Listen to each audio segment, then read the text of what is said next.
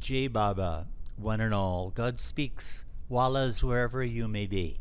This is the fifth session in our series studying Meher Baba's great metaphysical masterpiece, God Speaks.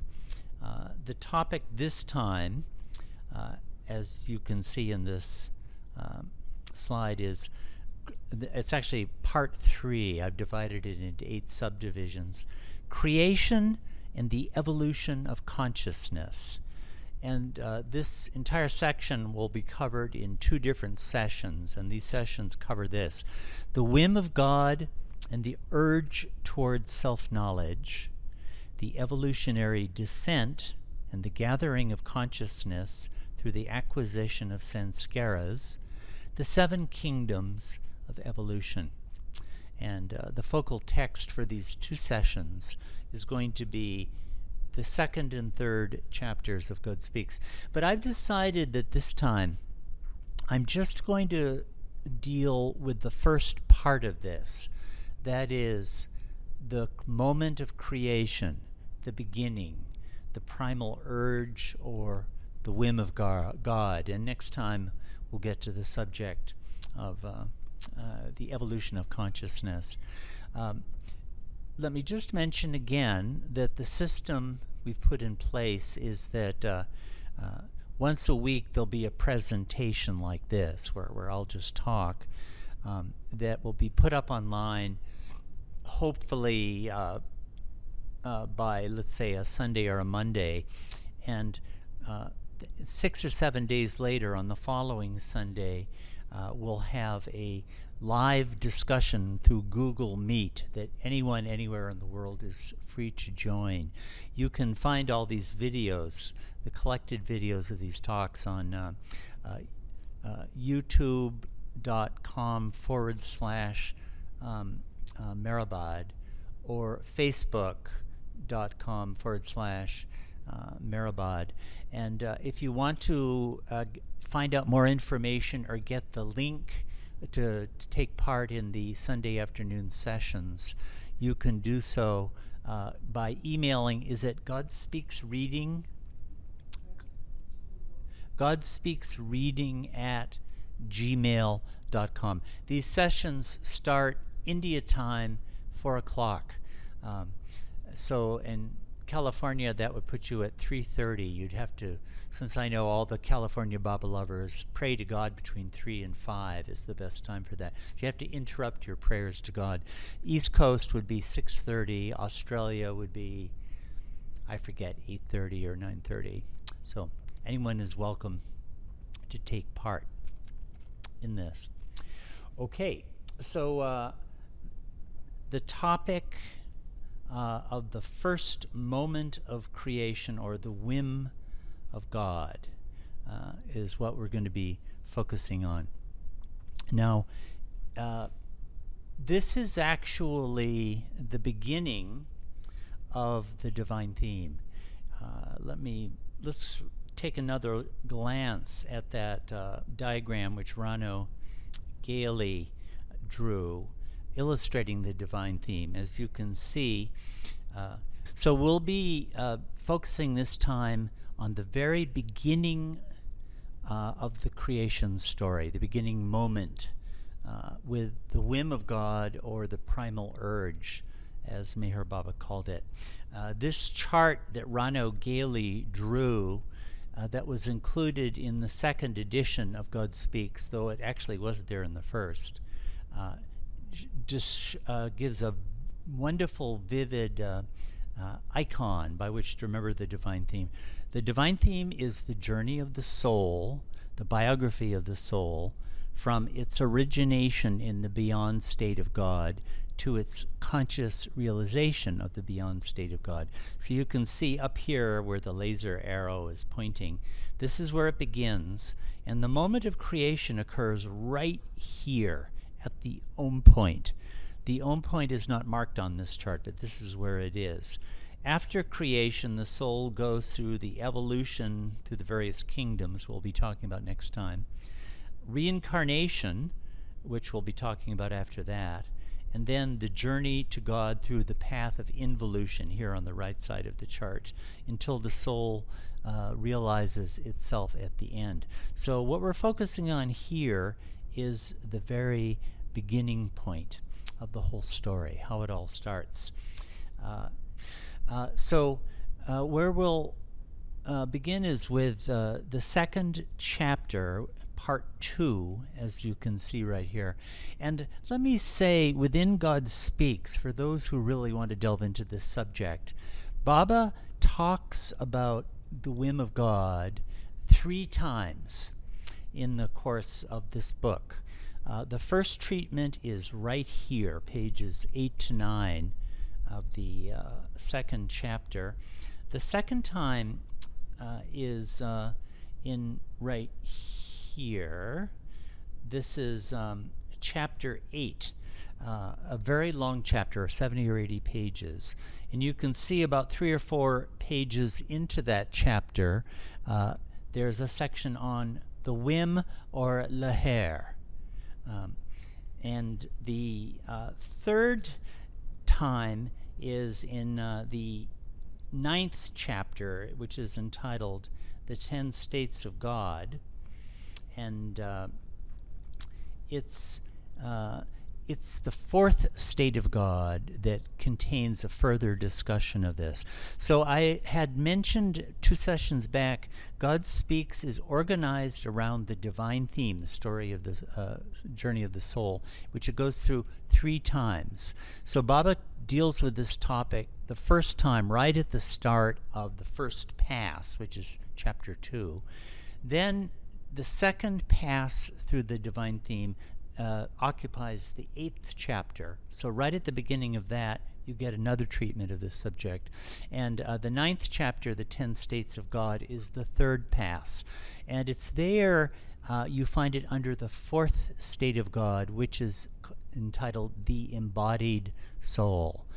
I'll be taking a little glimpses at moments from those later sections, but we'll have to defer a complete discussion, a fuller discussion, until we get to those sections of the book. Okay, so the initial urge. So I'm going to read some little snippets from this. Baba begins by saying, "Let us now think of one unconscious soul." The point is, Baba is telling us, we are going to talk about the journey of the soul now. It has an individual focus on the journey of a single soul. So his creation narrative comes out of that perspective. Those of you who saw the last session will remember that Baba had set forth a framework of creation cosmology. There's the gross, subtle, and mental bodies, and there's the gross, subtle, and mental spheres. It is through the medium of the body that you experience the sphere. Like if you're, watching a computer screen right now, you identify with your body, and through your senses, you experience an environment. This connection between the soul who's having this experience and the environment is made through the medium of sanskaras. Sanskaras bind us to our body, and through our body to the experience of the environment. So the beginning of this chapter is looking at that starting point of the soul's journey, in which it has no sanskaras. The sea is at rest, complete unconsciousness prevails. So Baba spends several of these paragraphs talking about that. Hence, in the beginning, the soul had no consciousness of the gross, subtle, and mental spheres. Then the next one, this infinite, impressionless, unconscious, tranquil state of the soul reverberated with an impulse which we call the first urge, the urge to know itself. This is the beginning. This is the cause of creation here. Baba goes on to say, the first urge was latent in Paramatma, right? Paramatma means the Oversoul or God.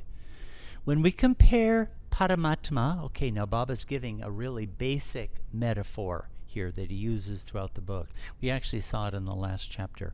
If we compare it to an infinite, unlimited ocean, and when we say that Paramatma got the first urge, it could also be said, in terms of comparison, that the infinite, unlimited ocean got the first urge, or the whim. We're going to be talking about these words more in a few minutes. In the infinite, both finite and infinite are included.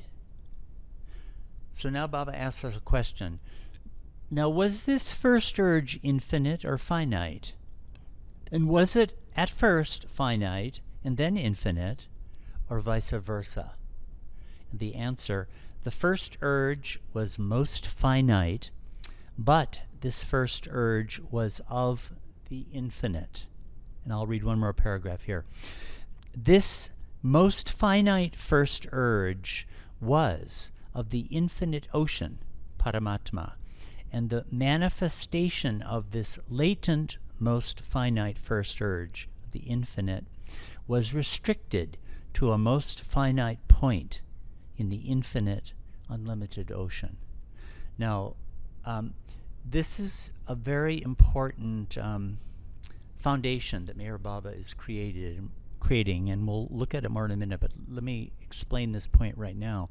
You can see that the urge came from Paramatma, who is Almighty God, right? The unlimited true reality of God. But it was confined to a most finite point. There's a discrepancy here, right? There's infinite God being confined to a most finite point. As Baba will tell us a few paragraphs below, this is responsible for an experience of what he calls contrariety. No, contrariness. What is the contrariness? Well, I am actually Almighty God, but I am experiencing myself as infinitely limited. Something is wrong here. What I am experiencing is contrary to the nature of who I am, right? That is at the basis of all our experience from then on, until eventually we realize ourselves and have the I am God experience. So, I'd like to put some cultural perspectives on this whole question. Baba is affirming the view that creation has a beginning. It has a beginning. And this is a really ancient question in the history of religious and philosophical traditions, which I'll give a little bit of. I'm not going to go into the Hindu-Buddhist background right now. That's such a complicated topic in its own right.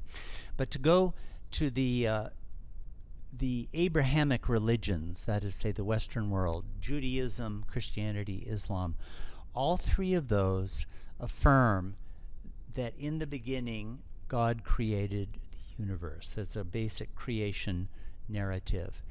In the very first book of Genesis, which is the first book of the Hebrew Torah, or the Christian Old Testament as it's called, it says, God said, "Let there be light," and there was light. And in the beginning of the Gospel of John, in the beginning was the Word. The idea of the Word comes up, and then the Word is made flesh as Jesus Christ. So in the beginning, you have a Word as the source of it all. This is, in fact, reminiscent of the Hindu idea of the Nada Brahma. Some of you may have heard of that. Nada is word, and Brahman is God, the Word of God, which Baba also talks about, as a matter of fact, using that very phrase. And Islam also, kun faya kun, be, he says, and it is. So in all of these religions, you have a creation account of one sort or another, where the universe is created through a creative act on the part of God. Well, in the Western philosophical tradition, you have a completely opposite view that gets enunciated, and this led to a big fight in later centuries. You may have heard of the great philosopher Aristotle, one of the most influential philosophers of all time. His view, for which he had all these philosophical reasons, was that creation, the universe, and he wouldn't even call it creation, the universe is eternal. I don't like using the word eternal here, but that's just the word they use. That is to say, it was always there. There never was a beginning. There's no question of talking about a cause. And this view was also drawn from, I'm just mentioning major historical currents here in the philosophical tradition called Neoplatonism, hugely influential on Islam, Christianity, Judaism, going back to the great philosopher, highly spiritual philosopher, Plotinus, who saw the nature of God as such as to emanate a creation. And since such an emanation is in the nature of God, it must always be there.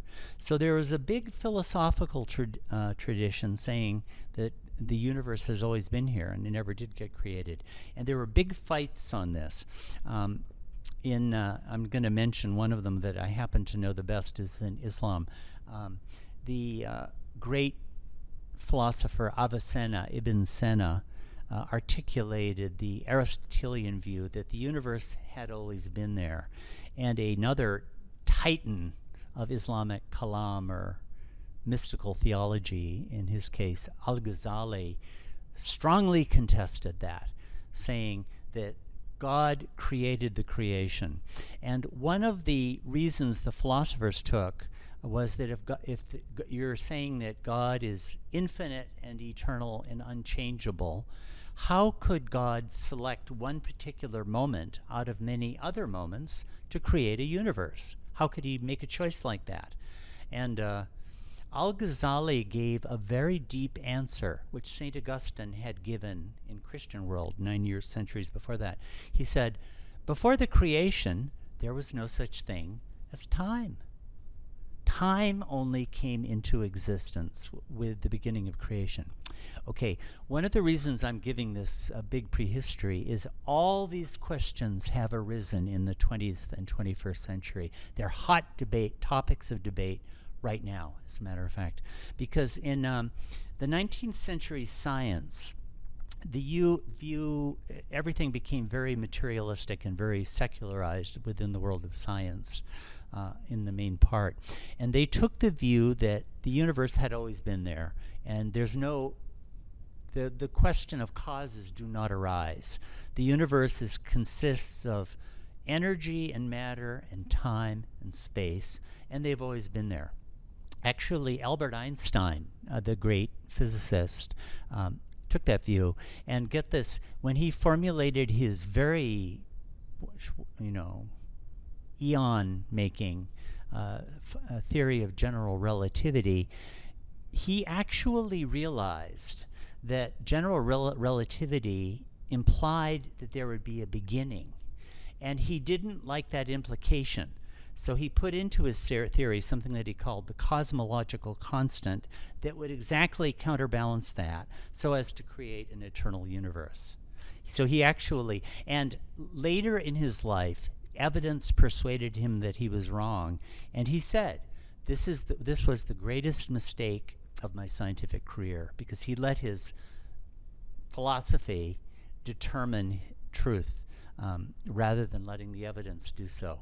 Well, in the 1920s particularly, there were tremendous discoveries in the world of science, astronomy, 1910s, 1920s, particularly with a astronomer named Hubble was his name. They were able to create tremendous telescopes, the like of which there had not been before.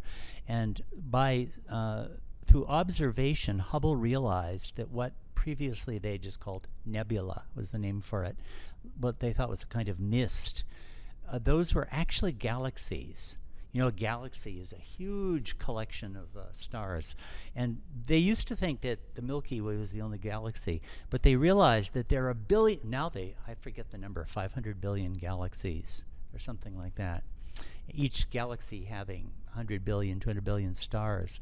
And this further piece of evidence came into the picture, that is, through what's called the redshift of light. The farther the galaxies are away, the more quickly they are going away from us. So what this implies is the universe is expanding and expanding and expanding. They came to realize this is the evidence that was put to Einstein. And if you back extrapolate, it goes back to a beginning point. And there must have been a beginning. So there's a famous interview where Einstein has just looked through the Hubble telescope, and he says in his German accent, "I have been convinced of the necessity of a beginning." He was persuaded that the universe had a beginning. Well, there was a raging debate for several decades on this subject, but I would say that now it's pretty universally agreed that the universe is about 13.8 billion years old, and it began in what they call the Big Bang. This was actually a term of derision applied to it, but now it's become the standard name for it. This idea was first articulated by a French priest who was a scientist named Lemaitre, Georges Lemaitre, in 1927. And this is the point I wanted to come to. This is exactly the time where Meher Baba himself was explaining these things, not about redshift and that, but he was explaining about the origination of the universe out of an Om point for the first time. This first appears in Infinite Intelligence, but it appeared the next year in other talks that he gave. So it really does occur to me that perhaps through some inner channel, the avatar of the age was helping to give forth this understanding to the world, that there was indeed a creation of the universe about 13.7, 13.8 billion years ago. Okay, now I want to look at some of these other moments in Meher Baba's discourses where he talks more about this. Okay, here is one.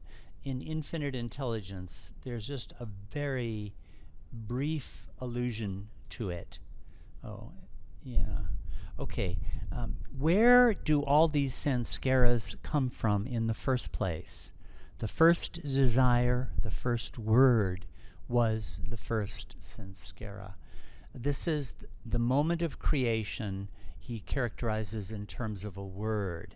And it's kind of impossible, if you've been grown up in the West, not to think of the Word of God, and in the beginning was the Word.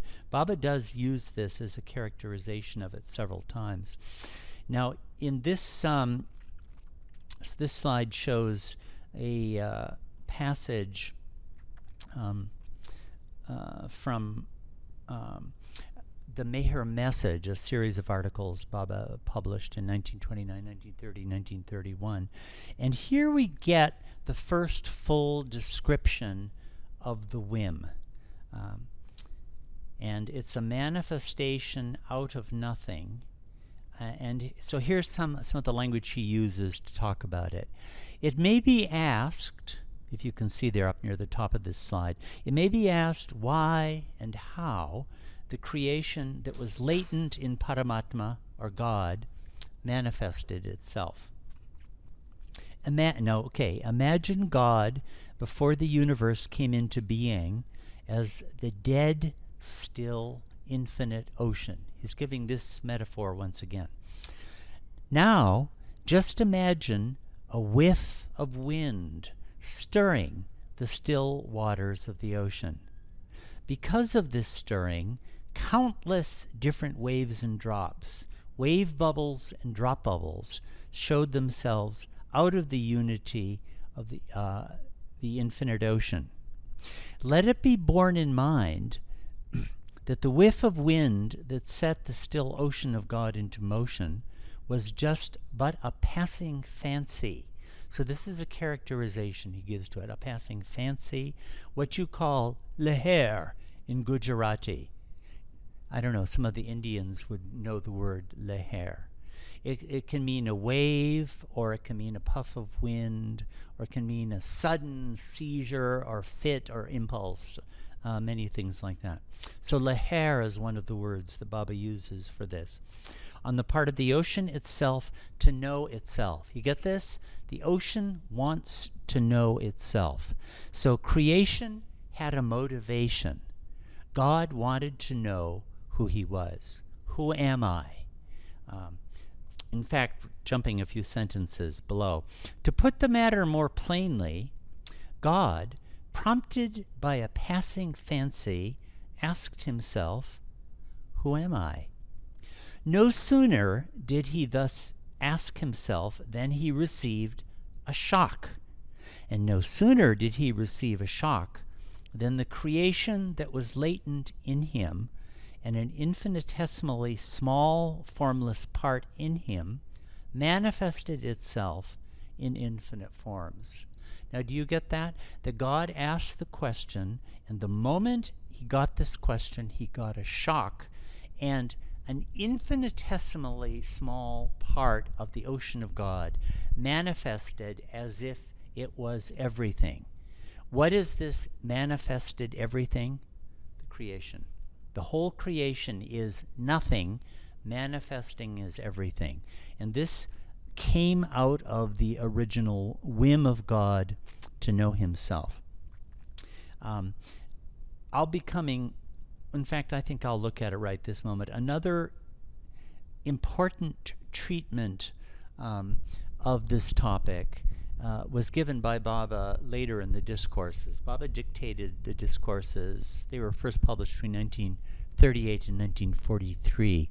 And this discourse, The Formation and Function of Sanskaras, has another very important treatment of sanskaras. So let me just emphasize one thing that's been coming out, that there is a radical contrariety between what God wants to know and what he starts out by experiencing himself as. God is actually infinite, unlimited, and his first experience is as being a most finite point.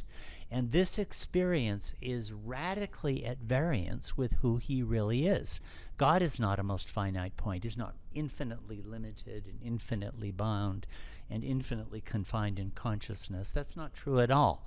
So the contrast between the way that the Atma experiences itself and what it really is creates a seed of restlessness and dissatisfaction that drives the soul from then on. So why are you still here? Because there is a germ of restlessness within every one of us. What I experience myself to be is not who I really am. And because we can never be dissatisfied with this, we go on and on and on until the journey is fulfilled. So you see, the very moment of creation created the germ that made all the rest of it necessary. So now this discourse, The Formation and Function of Sanskaras, gives another very interesting and revelatory account of this. So looking at this paragraph at the bottom of this page, as explained above, he's talked about non-natural and natural sanskaras. Anyone interested in that topic, this is a good place to go. The next important question is, why should manifested life in different stages of evolution emerge out of the absolute reality, which is infinite? Okay, and here's the answer he gives.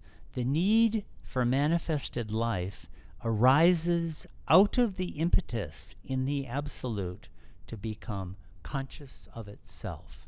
The absolute Paramatma wants to know itself as Paramatma. The progressive manifestation of life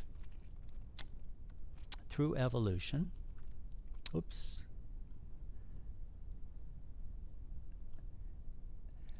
is ultimately brought about by the will to be conscious. So that's a phrase worth remembering, which is inherent in the infinite.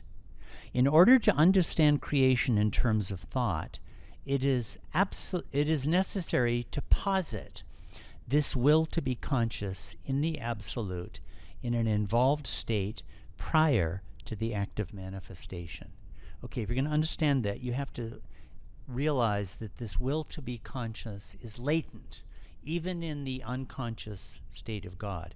Although now Baba is going to say that this answer is misleading also. Although for purposes of an intellectual explanation of creation, the impetus in the absolute has to be regarded as a will to be conscious, to describe it as a sort of inherent desire is to falsify its true nature. Well, what's wrong with that? We're calling it an inherent desire. This is why.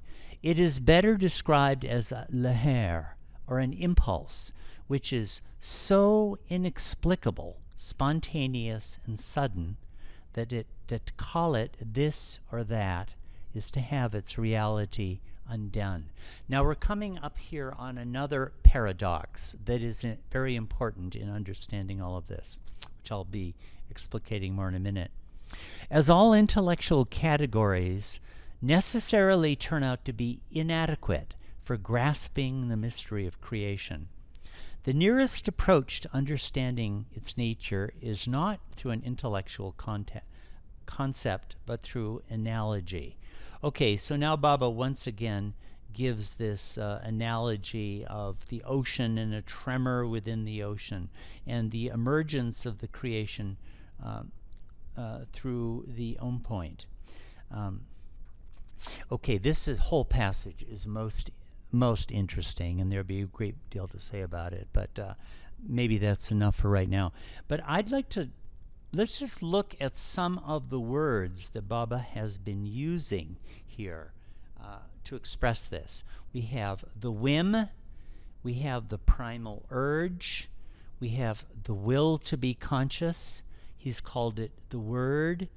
It's the Brahmanad or Nada Brahma. I didn't read this passage, but in Francis Brabazon's Stay with God, Baba dictated and had included a very significant treatment of this, the primal sound that all of creation comes out of. It's really, really worth reading in this connection. This also gets called the first desire. My slide seems to cut off the bottom of that. Now, another word which Baba would sometimes use for this is hooky. I don't know if Indian speakers here would know that. It's a Marathi word. It's like you have a hooky, you have an impulse or a whim. Baba would use this particularly with reference to the hooky of the master. The hooky of the master. Now, Baba also characterized this initial urge as the infinite question. What is the question? Who am I? And the infinite question leads in the end to the infinite answer, I am God. That's the whole journey of the soul, from the infinite question to the infinite answer. In some of what you're reading, Baba also called the whim a passing fancy, or he compared it to being tickled when you're sleeping and you suddenly wake up like that. A word that Baba didn't use that I can think of, but that expresses some of this, is lila, or play. Now, there is a basic paradox here that I'd like to bring out, and that is best illustrated in the words the whim and the urge, or let's say the whim and the will to be conscious. By the way, this word whim, I was a former English professor, and I tend to get overawed and have my self-esteem shattered by the magnificent vocabularies of the Indian languages, coming from Sanskrit or Arabic and Persian and Urdu, or there's a Chinese man sitting right next to me. Probably the Chinese are going to come in with their magnificent words too. And our English words sometimes seem so colorless by comparison. But we have one noble entry into the A team of spiritual vocabulary, and that is this word whim. And here's a great thing, is it's as Anglo-Saxon a word as I could ever think of, the hua. They actually pronounced it HW, hua. But here's the funny thing about the word whim. It's really neat. Most words have histories, etymologies that you can trace back for thousands of years, from English to Middle English to French to Latin to Greek to Indo-European, etc. Dictionaries can tell you this. Well, in the case of the word whim, it suddenly popped into the language, and no one knows where it came from. In the 16th century, there was a word, a whim-wham, and it got reduced to whim. So the very appearance of the word in the English language is an illustration of whimsicalness. So anyway, the particular quality the whim expresses so well, and Laher expresses this too, and Leela would, and that is that it is completely unmotivated. It just sprang up for no reason at all. In fact, there are passages where Baba really says this. The essence of a whim is that it has no motivation. But then we hear that there's a latent desire and a will to be conscious, as you can see in this chart here, or a primal urge, or who am I? This sounds like motivation, doesn't it? So which is it? Was the creation motivated, or was it unmotivated? And this relates, I'm bringing up some philosophical dimensions to this. The word teleology, as you can see in this slide, has to do with whether something is purposeful or not. In philosophy, the explanation of phenomena in terms of the purpose they serve rather than the cause by which they arise, or in theology, the doctrine of design and purpose in the material world. So what the question I'm raising is Meher Baba's account of creation teleological, or is it not? Is it inherently purposeful, or is it not purposeful? And these two words seem to give opposite answers to that. The word whim seems to be, it was completely unmotivated. But when you talk about an initial urge, or a first question, or a will to be conscious, that sounds like it is motivated, isn't it? So which is the case? Is it unmotivated, or is it motivated? And I've thought a lot about this, and this is just how I think about it, my answer to this. It depends on whether you're looking at it from God's standpoint or from creation's standpoint. If you're looking at it from beyond creation, or if you're looking at it from within creation. From the standpoint of God Almighty, it's a whim. There was no reason. God lacked nothing in his original state, and he had a whim to know himself, and creation is a play, a leela. But the moment creation has been admitted into the story, and the moment you enter into creation, everything is driven by a purpose, the soul's urgent need to know itself. So both of those are true at the same time. It's a whim and it's an urge. Okay, looking to some other aspects of this question of the whim and the origination of creation. The moment... Okay, let me go back. I won't go back to it, but last time I reviewed chapter 1, where Baba talks about the foundations of experience. He says, why is there a difference in the states of souls? There's a difference in the consciousness of souls, that is, the bodies with which they identify. There is a difference in the planes of consciousness of souls. There is a difference in the experience of souls, because through the body you experience an environment, a sphere, and you have an experience, and there is therefore a difference in the state of souls. All of this having been caused by samskaras. Okay, at the moment of the first creation, the God who is infinite and unlimited experiences through the medium of a most finite point himself as most limited. So let's go back to this first chapter Okay. This is page 9 of the second chapter of God Speaks. Through this most finite point of manifestation of the first urge, also most finite. So the own point is most finite, and the urge was most weak and limited at that point. The shadow of the infinite, which shadow, when of reality is infinite, gradually appeared and went on expanding. Okay, now what Baba is saying here is through this point, a shadow comes out. But because it's a shadow of the infinite, it itself has a way of expanding towards the infinite. So even though the first experience is a most limited and most finite one, it contains within it the impulse to expand towards the infinite. So I'm going to read from this very bottom of this footnote, and I bet you anything Baba gave this. The sense to be conveyed is that the shadow of the infinite seeped or oozed out of the most finite point. There's actually much more that I would have to say about this, but I'm trying to keep this fairly brief.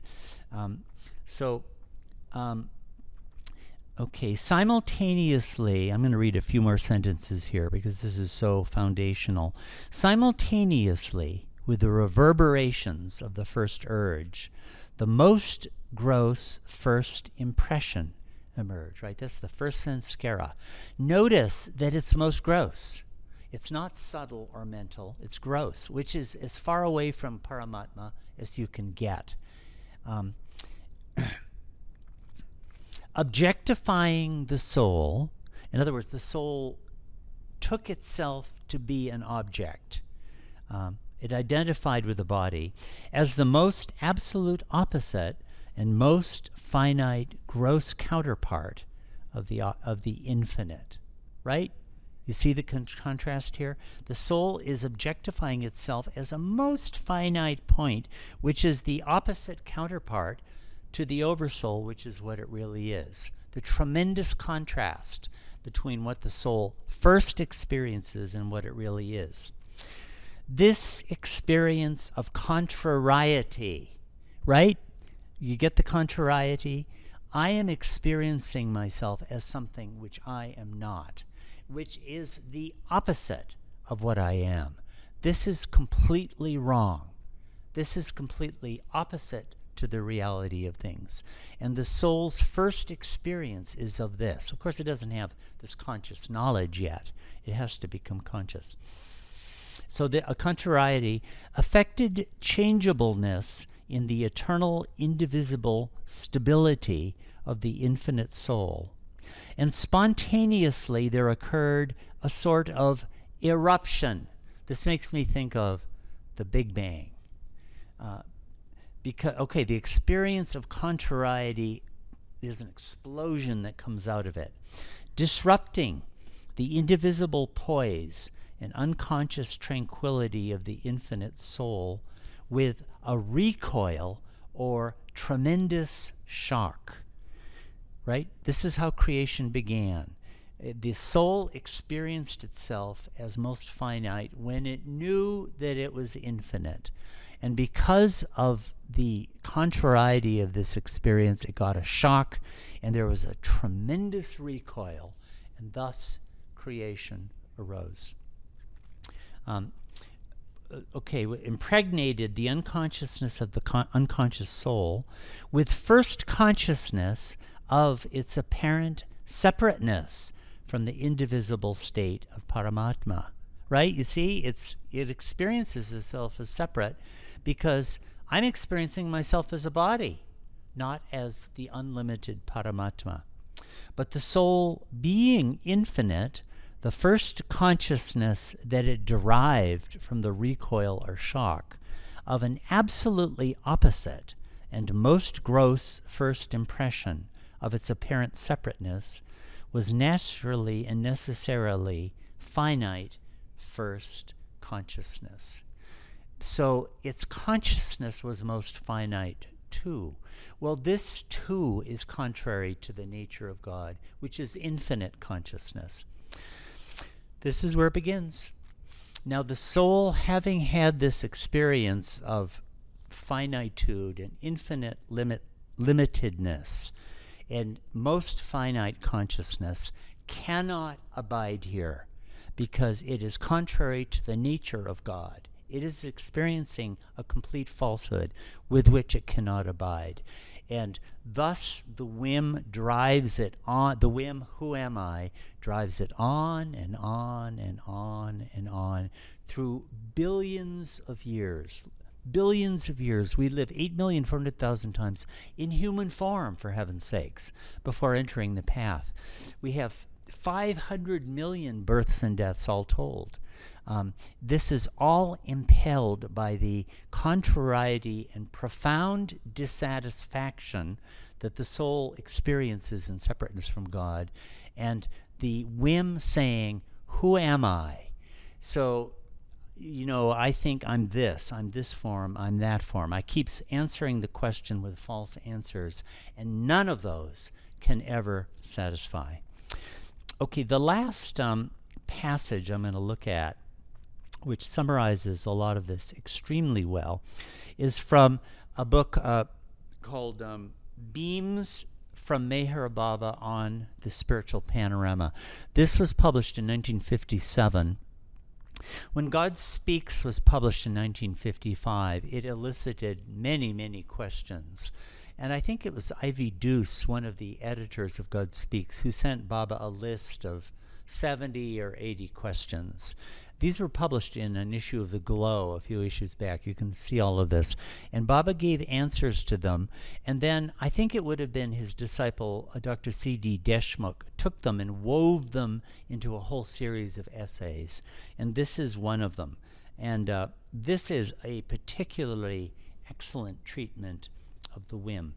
It begins by saying, the mind of man the human mind is always restless in its search for the final explanation of things, and it always wants to know, among other things, about beginnings. Where did things begin? Okay.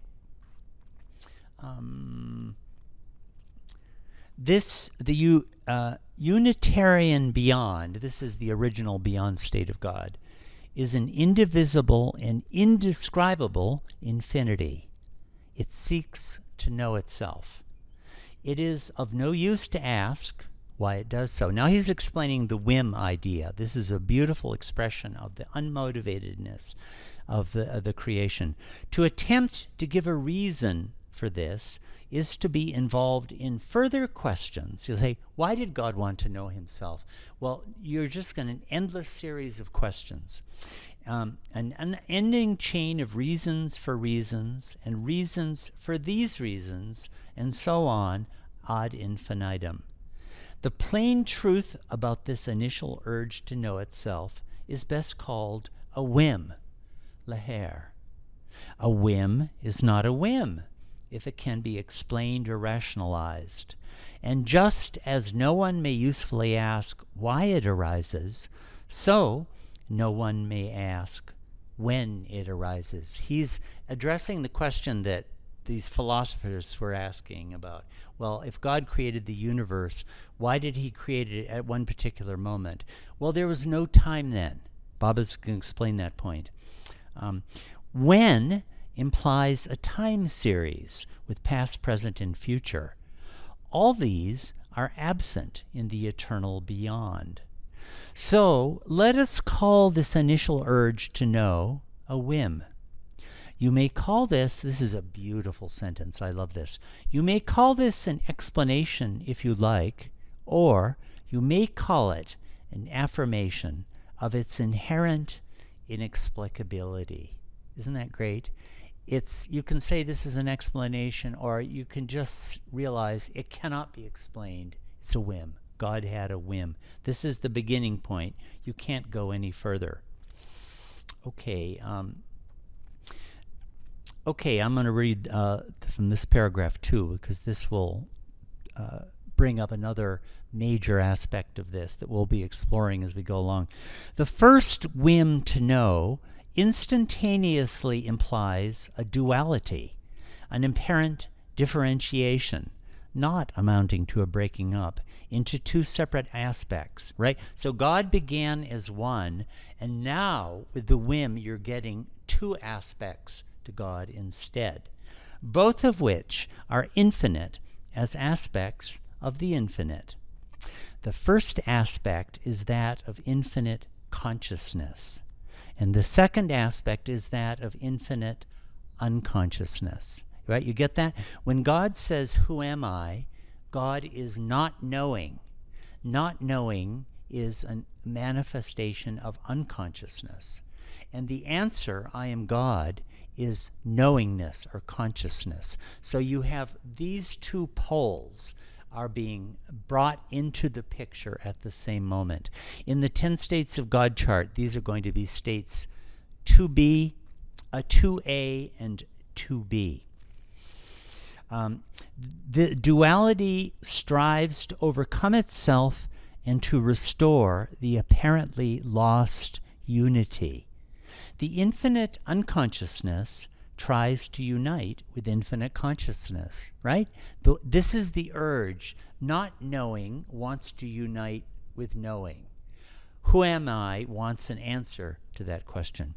Both aspects are precipitated by the whim. This whim of the infinite is in a way comparable to an infinite question calling forth an infinite answer. With the infinite question, there arises also the infinite answer. Actually, who am I, that state of God, and I am God, state 2B, they both arise at the same moment. But the individual drop soul is locked in the ignorant side of that. It doesn't arrive to the knowledge of itself for billions of years later. The infinite question is infinite unconsciousness. The infinite answer is infinite consciousness. But the infinite question and the infinite answer do not simply annul each other and relapse into the original unity of the beyond. The two aspects have now descended into the primal duality, which can resolve itself only by fulfilling the entire game of duality and not by any shortcut. So they have to unite with each other, and then the original state of God has arrived at the conscious knowledge of itself, and this is the end of the divine theme. So the last image I'd like to put up here illustrates this. This is the start chart, the 10 states of God.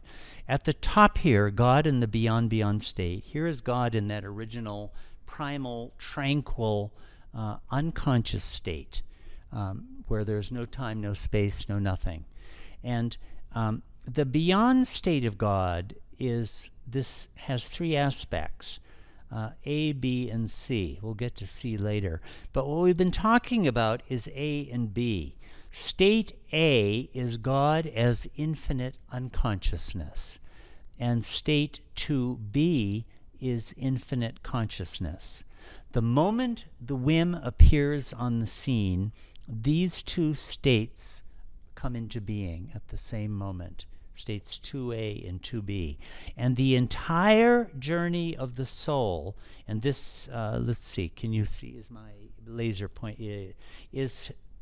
goes all the way down here. This is evolution through the various forms of evolution. This is human form. This is the experience of the gross world. This is the experience of the subtle world. This is the experience of the mental world, until the soul realizes the I am God state here, state 8, which is the same as 2B. So the entire journey, which takes billions of years and 50 crores of births and deaths, is simply so that the soul can go from state 2A to 2B right here. So I'm going to close with this little imaginative anecdote. Let's suppose there's a little potential drop soul right here up in state 2A in the beyond, and is sort of thinking, do I want to do this trip or don't I? You know, this is, it's a hell of a lot of trouble, billions of years, all that suffering. I do get God realization at the end of it, but on the other hand, I could just go back to sleep. So I'm going to give this, you may know the great poet Shakespeare, and you may have heard of his great play Hamlet. Hamlet is caught on the horns of a dilemma. The whole play is about that. So let's call our soul Hamlet, and he's looking at these two states, A and B. And if you started a soliloquy, the first line would run, to be or not to be? That is the question. Is this worth it? Is it worth it taking this vast trip from 2A to B? So that then is a basic presentation of the beginning of creation, the whim of God, the primal urge of God, which leads to the experience of contrariety as the infinite identifies with the most finite. And this leads to an explosion, an eruption, and everything that follows is caused by this. Okay, so next time we're going to be going on to the rest of Chapter 2 and Chapter 3, which is on the evolution of consciousness through the evolutionary series that follows from and is driven by this original urge. Avatar Meher Baba Ki Jai.